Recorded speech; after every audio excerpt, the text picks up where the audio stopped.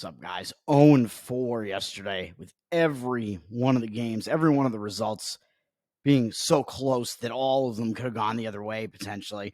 Just absolutely brutal way to go 0-4. Just a brutal day overall. And that drops me back down to basically to where I was like before that 4-0 day 2 days ago, which was a really good day. So continuing to just really tread water. And this needs to turn around, man. I don't know what else to say. Obviously, there is a lot to complain about. The New Orleans Pelicans, I mean, they were looking good early on. They had a double-digit lead in the second quarter, turned the ball over multiple times in a row, and threw that lead away almost immediately.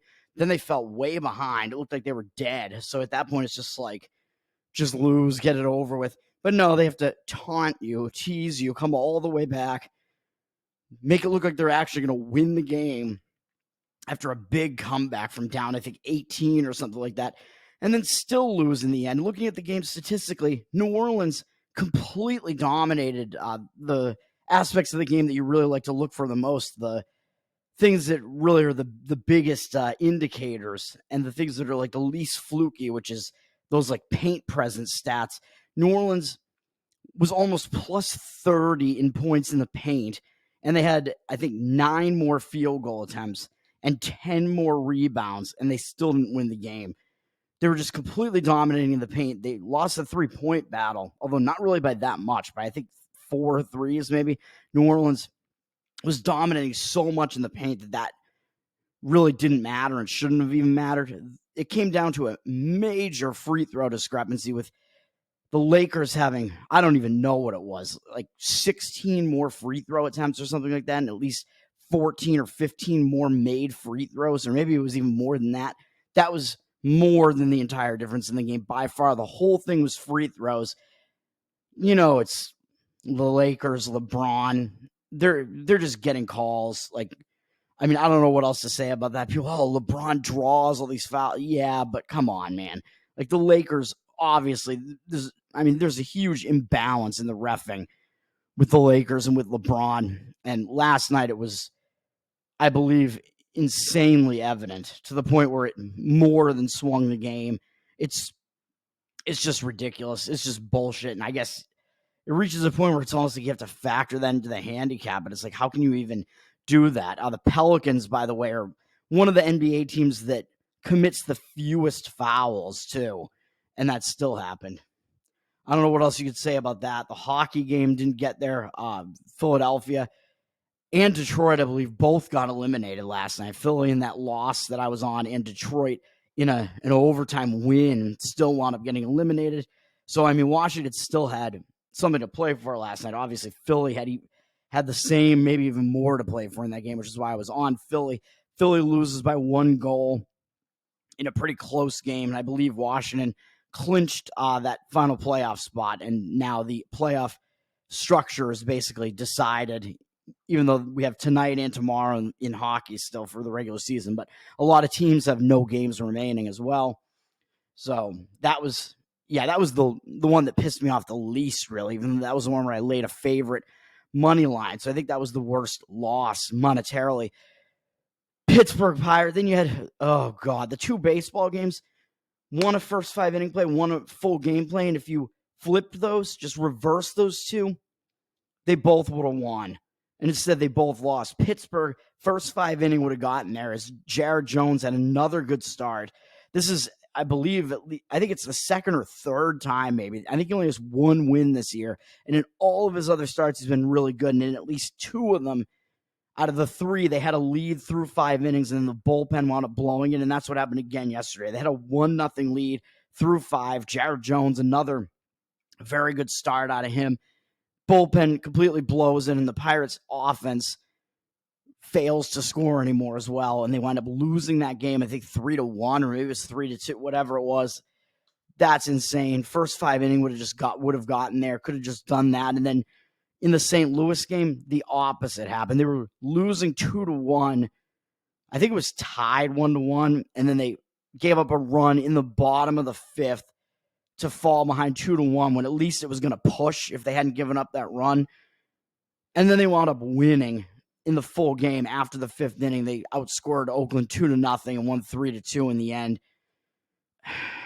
So a full game plan, that one would have gotten there. Sears wasn't really that bad after that like outlier of a performance from him.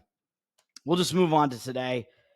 The NHL, I'm not even going to comment on. It's a small NHL card, and there's really, I mean, a few of these teams, I guess, still have, I don't know, they might be able to like jockey for seeding a little bit in Toronto, Tampa Bay, Pittsburgh Islanders, Dallas playing St. Louis, and Edmonton playing Arizona. There's at least one playoff team involved in every one of those games, but I don't know what else. There's nothing I can really say about any of that. I just think it is what it is. Like I'm just not even gonna get involved. And then of course we have the Eastern Conference play-in games for the NBA here, where actually I believe the Heat 76ers game was going to be last night, because usually both 7-8 matchups I think get played first, so you know who the 7 seed is right away, and then you see the remaining games play out. But they had to move it because the Flyers were playing last night, I believe was the case, which the Flyers already had that game scheduled, so there's nothing you can really do about that.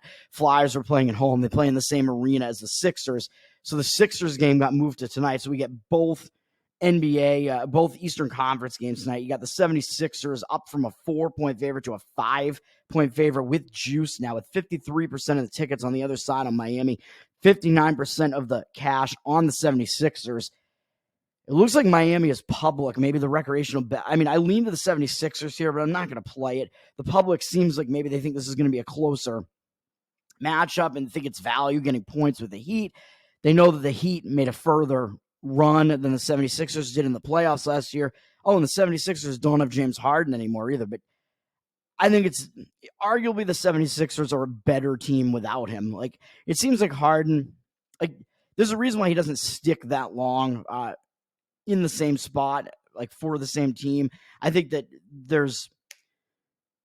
you just have egos colliding basically, and it doesn't work out that well in a lot of cases in the NBA. I think that is the case with Harden. The Clippers, I believe, have gotten worse with him, and the 76ers, I believe, got better without him. But the 76ers, of course, went on a big stretch where they were not playing well, and that was because Joel Embiid got injured. But with Embiid playing, there's something like 31-5 or 31-6 straight up or something like that. They have one of the best records in the league.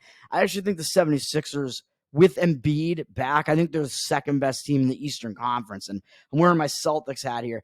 My Celtics, I think the most dangerous team that they could run into in the playoffs here is the Philadelphia 76ers. So I am rooting for the 76ers to win this game tonight, to get the 2 seed, stay out of the Celtics side of the bracket, and then just hope somebody is able to take them out in one of those series where they have to play on the road.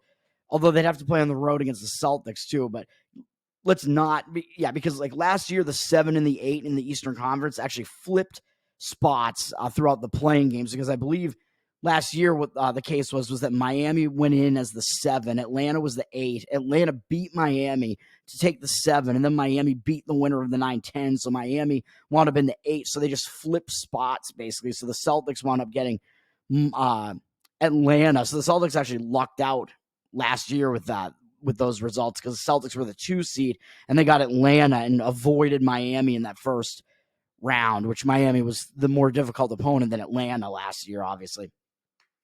And of course, I think they would be again. Miami has a very similar team to last year, of course, which again, I think is why the public seems to be a little bit on the Heat here, taking the points a little bit. I just don't think so. The 76ers have been way too good with Joel Embiid. And since he's come back from injury, I believe they haven't lost a game. They won the last, 10 games of the season or something like that. 76ers are just on a roll, which I'm surprised the 76ers, after doing that, aren't actually the public team. But I do expect the 76ers to win and cover in this one. Total in that one is sitting at 208, and it hasn't really moved with the over. Obviously, the public comes in on all these overs in the playoffs. 89% of the tickets, but 92% of the cash on the over. So I don't know what to think about that. And in last night's games, I guess I should comment on the results last night. Congratulations to the Lakers. Of course, they took the 7 seed with that win. They will be playing the Denver Nuggets in the first round. New Orleans will play the winner of New Orleans will play Sacramento, actually. So Golden State actually is eliminated now. Sacramento, surprisingly, was able to win in the late game in kind of blowout fashion, too. So we can talk about that game more tomorrow, but I think I'm going to have to play the Pelicans again in that game. But I mean, we'll have to see. But I like going against those teams that looked too good in the previous game, even though the Pelicans are just way better on the road than they are at home. But we'll see what happens there. But that is how the how the West shapes up there. Yeah, and then in the East, yeah, like I said, you have the 76ers, Heat there, and then the game between the bottom two teams, there's a big gap in the standings between the Heat 76ers and these two teams, the Hawks and the Bulls. The Bulls are up from 2.5 to 3 as a home favorite. Looks like the Hawks are a public kind of square underdog with 62% of the tickets, only 58% of the cash on the Hawks. Hawks, they seem to play better without Trae Young, man. Like when he was injured, they seem to actually play better, which is crazy to say because he's probably their best player, but I don't know if it's just a chemistry thing. I mean, sometimes the chemistry just works out in weird ways in the NBA. I do lean to the Bulls in that game because I think the public's going to come in and say, oh, well, the Hawks were in the playoffs last year. They have Trae Young. He's the guy that we know, even though the Bulls do have a couple of big names. Like the Bulls have DeMar DeRozan, although he's kind of old, but they have a couple of players who are kind of name players on the team as well. But I think the public is going to like the Hawks better, and the Hawks are the team that I believe has the better scoring offense, but they really don't play defense very well, and they were historically bad almost against the spread this year as well. They were one of the worst teams in NBA history against the spread, especially through the first 40 games. They had, I believe that they were actually historically bad, or were maybe tied for the worst spread record through that many games of the season, something like that. So I do like the Bulls. I think the Bulls are the better team on defense. And that's what I like when it comes to playoff time. This is a high total going up from 220 to 222 with 85% of the tickets and the cash. It looks like both on the over. Public coming in on the higher scoring Hawks team there and on the over in that one. And I would probably go against both of those, to be honest. I would probably lean to the under in that one and lean to the Bulls. I think is probably the stronger of all the plays that are on the board out of those. You can still lay 3 with the Bulls. I'm going to be selective and not quite get there with them playing the better defense, laying points, and a little bit iffy there. And the Hawks have the playoff experience. So that keeps you off of it a little bit. Whereas then, of course, the Heat 76ers, both of those teams have experience playing in games like this. So I think the experience factor there is not really – there's not really an edge one way or the other there. I just think the 76ers are the better team, and it may not be totally obvious that they are. So that's how I feel about those games there. What do we got going on here? And MLB is the only other thing I have to talk about here. We do have a couple of games where there's starting pitchers that are still undecided. I will mention that the Dodgers, they're huge favorites. I'm not really going to get involved in this, but they do have Landon Knack making his major league debut. You have all these major league debuts, man. Knack, I mean, I've looked at his scouting reports, and I know I had mentioned the ones for I forget what the guy's name was on Washington, the guy who pitched the other day. I wish I remembered his name, but he actually pitched better than I thought he would in his debut because he was not really one of the highest considered prospects in their organization, but still you have an unfamiliar pitcher, a pitcher who's unfamiliar to the hitters coming in. They tend to have a bit of an advantage. So he did well, and I kind of expect Knack to do all right for the Dodgers, even though he's kind of middle of the pack as far as their prospects are concerned. He's had a dip in velocity. When I looked at his scouting reports, he was able to get into the upper mid 90s for a while, and it seems like his velocity's dropped a little bit, but it looks like he still has decent breaking stuff as long as he can command it. He has decent potential, but it looks like he's not really a high ceiling guy. I tend to look for guys in their major league debuts who have high ceilings and really, really have excellent stuff, which I don't think is him, but he may have a knack for this anyway, Landon Knack. So I still do kind of lean to the Dodgers in that one, but you're laying a huge price, so it would be like a run line play or something like that. Jake Irvin is pitching for Washington, and he has bad stats against the Dodgers, I'm pretty sure. So I do think the Dodgers do have an advantage there. It's just you're not really getting that much of a benefit in the line just because it is the Dodgers. and the Dodgers are a bit too good. I would look to play on teams generally in Wednesday games like this. If you have teams that are finishing series today, there are some cases where that's the case. I tend to lean towards teams that are avoiding sweeps that are in that role because they tend to have a little, I've talked about it before, they tend to have a little bit of a motivational edge there if they're trying to avoid the sweep. That's not going to be what I'm doing here today, though. I'm just looking for where I think the best plays are. I'm being very selective here. One of the plays is going to be the play that I made yesterday that pushed. I'm just going to do it again here today, which is to take the under in the Kansas City and Chicago White Sox game. It's the same pitching matchup as yesterday. I mean, you can go back and watch what I said yesterday, but it's the same thing, man. Brady Singer is pitching for Kansas City. He has good stats against the Chicago White Sox. He has good stats this season as well. So I mentioned that he's kind of alternated good and not very good seasons in his career so far, having really good seasons in the even years in 2020 and his rookie year and 2022. And for some reason, his years in between them were significantly worse, and I don't really know why that's the case. I don't know why he's gone good to bad like that. But if that continues, that means this is going to be a good season for him, and it has been so far to start the year. He's got a .980 ERA, .76 WHIP, and the rest of his stats seem to back that up with 18 strikeouts and only 4 walks in 18 and a third innings. So good strikeout rate there and a good strikeout walk ratio as well. So in 3 starts, he has been good so far this year. So he is hot right now. He does have command of his stuff right now. And the White Sox, in a huge sample size, are 27 for 113 off him lifetime with a lot of extra base hits, including 5 home runs. But he does also have a 29-3 strikeout walk ratio against him. So he has been able to blow these hitters away. It just looks like he's left a few of these pitches over the plate too often to allow those home runs. But other than that, the stats are quite good. 239 opponent batting average against these White Sox hitters and a 648 OPS. And these White Sox hitters are not very good anyway. Neither of these lineups are very good at all, especially on the White Sox side. The Kansas City also not totally an intimidating lineup, as I keep saying. And same matchup as yesterday, we have, speaking of major league debuts, Jonathan Cannon is going for the White Sox. He was scheduled to pitch yesterday. He's a looming presence on the mound, which I like, a 6'6" guy making his major league debut. When I looked at his scouting reports, it does look like he can get up into the mid to upper 90s on his fastball. And he has decent stuff. He's a decently touted prospect who seems like he does have stuff that can fool major league hitters. And he has a fastball that's fast enough to throw past major league hitters as well. And of course, like I say, the pitcher, when they have good stuff and they haven't been seen before by the opposing hitters, they tend to have the advantage. So that's what I'm going with. I'm going to go under. Yesterday it was an under 8 play, but we're getting a better number here today, which is weird. It's the same pitching matchup. Why are we getting a better number? I guess the thought maybe is that, the hitters are rested more now, so the hitters are going to be in better shape coming into this game. I mean, yeah, that's true, but when the teams didn't play yesterday, that also means the bullpens are rested. I think that matters more than the hitters being rested. And I mean, no offense, but the hitters don't. I don't think they exert as much as the pitchers do. The pitchers come in and really put in a lot of, it's like a real burst of energy, whereas the hitters kind of have a lot of downtime. No offense, again, they do run the bases and stuff, of course, and have to field, but yeah.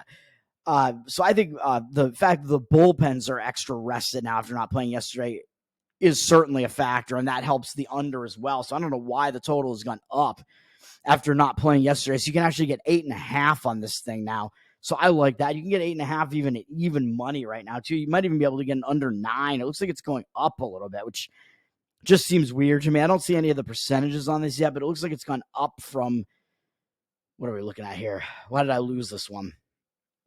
Where is it? There it is.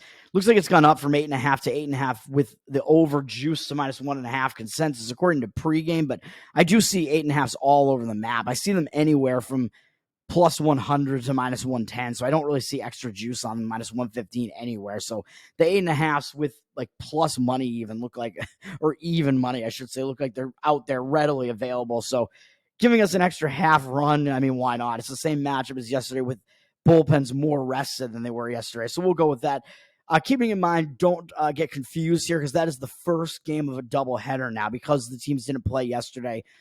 It was a rain out, I believe. They postponed the game. They are playing the makeup game tonight I believe tonight is going to be the makeup game. I don't know which game. I think the game that was supposed to be played today was the one scheduled in the afternoon. I'm pretty sure. So that one's going to be, they're going to move the starting pitchers from yesterday up, obviously, to play in the afternoon game. So that is the game I'm talking about. Play the under in the Kansas City and Chicago White Sox afternoon game, under 8.5. And then they do have a night game, which is Wacha against Fedde. And in those, Fedde does not have good numbers against Kansas City, man. I looked it up. Wacha does actually have good numbers against the White Sox, so that seems like a mismatch, more of a mismatch than the first game to me. And Kansas City's a shorter favorite in the second game than they are in the first game, so I think Kansas City's probably being overvalued in the number in the first game just because people don't know who Jonathan Cannon is.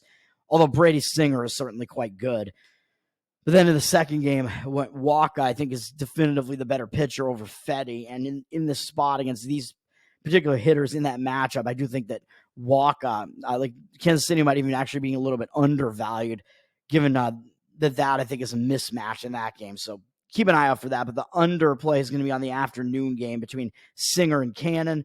And then my one other play today is going to be on the LA Angels.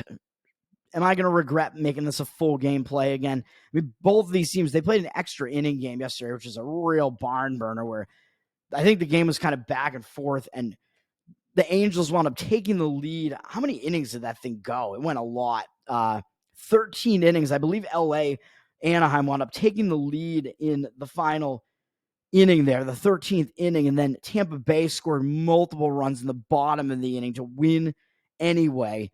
A huge dramatic win. So, I mean, does that mean that Anaheim's going to be in more of a letdown because they blew the game? Or does that mean that Tampa Bay is going to be, or a hangover, I should say? Or does that mean Tampa Bay is going to be in more of a letdown because of such a dramatic win last night? I don't know about that, but I would look to go. It's unfortunate that these teams are playing again today, because if that game was played in the last game in a series and then those teams were immediately having to go and play another team, I would look to go against both of those teams, but unfortunately they're playing each other in this one. And both teams obviously burned out their bullpens in a 13-inning game. They both used like almost all their good relievers. I think both teams used like 6 or 7 relievers, but I think that because both teams had to do that yesterday, the rest edge doesn't really exist here. I think it's just kind of a wash. And then you kind of have to look to which of these pitchers do you think is going to go deeper into the game. And I think we're getting a hidden edge here. So looking at the market, I don't see the percentages again in this one either, but I do see that Tampa's down from minus 125 to minus 120 on the money line. So it looks like there is some money potentially coming in and driving the line down towards the Los Angeles Angels of Anaheim, and I am agreeing with it. I'm going to jump on the Anaheim Angels as an underdog at whatever you can get here, plus 112, it looks like. Looking at this, so Tampa Bay, I mean, they have, who do they have pitching? They have Zach Littell pitching. He does have good numbers on the season. Well, sort of. He has a 1.17 ERA, but his whip is 1.3, so his ERA is misleading. A 1.3 whip means you're putting a decent amount of men on base, and your ERA should probably be higher than 1.7. So that immediately gives me pause already. He has faced a couple of decent lineups, I guess, in Toronto, especially, did shut them out. And then Colorado, I think Colorado is better offensively than pitching wise, at least. He only gave up 1 run against them and gave up 1 run against these Angels in the previous game. But that was his worst start of the year so far. He did walk 3 guys and strike out 4 and only 4 1/3 and gave up 6 hits. So he got away with it. He put 9 men on base, 9 earned base runners at least on in 4 1/3. And it looks like maybe the bullpen came in and bailed him out, and he somehow got away, only allowing 1 earned run in that one. He put way too many men on base. So it looks like he did not do well against this Anaheim team. And now he's facing them again. And when you have a pitcher who is facing the same team back to back like that, or in close succession like this, they usually are worse off in the second game because these hitters just saw him. So they're used to facing him. They just saw him, and now they're going to face him again when they just saw him. They just adjusted to how to hit him. And he didn't even do that well in that game. And the fact he only gave up 1 run in that one was actually misleading. He actually pitched worse than that. So I think Littell is not really in the best spot here. And he does have a 15-5 strikeout walk ratio this season so far in 15 and a third innings, which is pretty good. But looking over his career, his numbers are definitely worse over his career with a 1.28 career whip, which he does only have a 3.93 ERA, which is good, but the whip is high enough that it seems like his ERA should be a little bit higher than that. And he only has 240 strikeouts and 77 walks in 275 innings. So his strikeout rate over his career is lower than it is this season. So I tend to weigh, I think I accidentally misspoke the other day and I said weigh the season over the career, but I actually meant weighing the career over the season. I think you weigh the career a little bit more just because it's a larger sample size. His career has kind of bounced all over the place, really. He's been in the league since 2018. He's missed out on having some full seasons, except for he's had a couple of full seasons, but he kind of bounced around in both of those seasons. A little bit weird. So I don't really trust Littell. And against the Angels, as I said, the last game he pitched against them wasn't very good. And that's included in these stats. But now overall against these Angels hitters, they're 8 for 24 off him lifetime. He hasn't allowed any home runs and only 2 extra base hits, both doubles, but still 8 for 24, a 333 batting average, and 4 strikeouts and 4 walks. So that's not good either. A bad strikeout walk ratio, too many walks given up against him. Of course, 3 of them were in that game that he just pitched, but still, that's not good. And that is also an 845 OPS. So he has not been very good against these Anaheim hitters. So I think looking at just his season ERA, I think he is being overvalued by the market here. And then Reed Detmers, I think, is still flying a bit under the radar, even though his stats are definitely good this year so far. 1.04 ERA, 3-0 record, and 0.81 whip. So maybe he's starting to not be under the radar anymore, but I think he's the way better pitcher in this game. He is starting to come into his own, man. He's only 24 years old. He actually started pitching in the league in 2021 when he was very young. And then he had 2 full seasons after that. He had a pretty good season in 2022 with a 1.21 whip, 122 strikeouts in 129 innings. That was pretty good. 46 walks was way too high. So 1.21 whip wasn't that. 1.21 whip wasn't bad, really, though, because that means he wasn't allowing many hits, really, with that number of walks. And a 3.77 ERA, pretty good. Then he regressed last year. 4.48 ERA, 1.35 whip. That's not very good, but his strikeout rate increased to 168 and 148 and 2/3. So it was not all bad last year. He was starting to fool hitters even more, it looks like. It's just he's got to get these walk numbers down. He had 60 walks last year. That's not good. To start this year, it looks like maybe he's developing even more and coming into his own here. This year, his stats are excellent in almost every way you look at it, man. He's only allowed 2 earned runs across 3 starts. He hasn't allowed more than 1 earned run in any start. He went 5 innings in his first start, and then it looks like they kind of unleashed him a little bit more, and he went 6 innings and then 6 1/3, although both of those were against the Boston Red Sox. But the Red Sox aren't that bad offensively, and his first game was against Baltimore, who's pretty good and has some pretty good hitters as well. So he hasn't faced like total cupcakes, really. He went 6 and then 6 1/3 in both of those games against the Red Sox. And overall this season, he's got 26 strikeouts and 6 walks in 17 1/3 innings pitched, only allowing 8 hits and 2 earned runs, not allowing more than 1 earned run in any of the starts. He has been very, very good. That strikeout rate is extremely high. The strikeout walk ratio is really good. It's just because the strikeout numbers are so incredibly high, but the number of walks is still too high, but he's allowing very few hits. That number of hits is insanely low as well. So he really has been, it looks like, fooling hitters. It's just he's still a little bit too wild, but he has been fooling them to the extent that he has this many strikeouts. He is really starting to pitch well, man. And against these Rays hitters, good numbers. They're only 8 for 35 off him lifetime with 10 strikeouts and 2 walks and only 2 extra base hits that are both doubles. So 10-2 strikeout walk ratio and only a 229 batting average from these Tampa hitters against them, 556 OPS. So he has been really good against them. And then what puts it over the top? So you have what I think is a mismatch here where you have Detmer actually the better pitcher, where his stats basically, his stats are probably too good, really. Like anybody whose stats are this good, it makes them look too good. But his stats basically make him look basically as good as he is almost, I would say, this year. I think he's still a little bit under the radar, whereas Littell's stats make him look like he's almost as good as Detmer's is. And the recreational bettors don't really know who those guys are going to look and say, oh, both of these guys have really low ERAs in the ones, and we know Tampa's the better team, right, with the better record, so we'll play Tampa here, right? And they won yesterday as well. I think Anaheim actually won the first game of the series.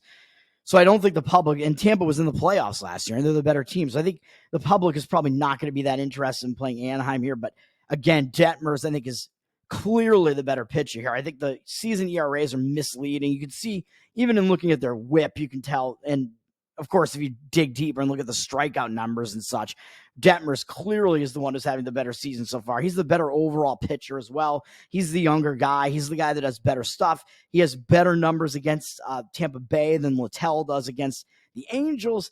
And wrapping it up in a nice little bow here, we have the fact that I just mentioned a little while ago that Littell just faced these Anaheim hitters in his previous starts. So these Anaheim hitters just saw him, so that's a disadvantage to the pitcher.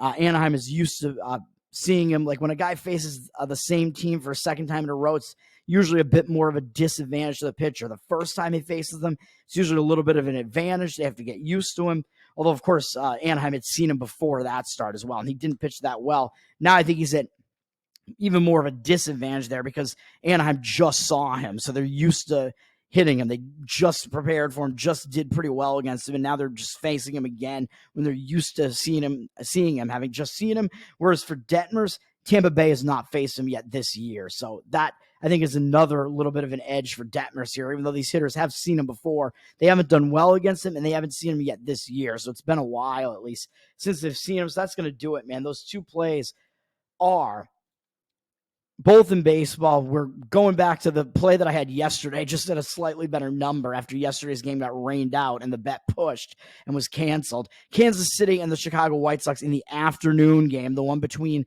Brady Singer and Jonathan Cannon. That game under 8.5 at plus 100 right now. Looks like you can get. And the Los Angeles Angels of Anaheim plus 112. Have a good day, man. Have to get back on track. I feel like I'm saying that way too much. Come on. Let's do it. Peace.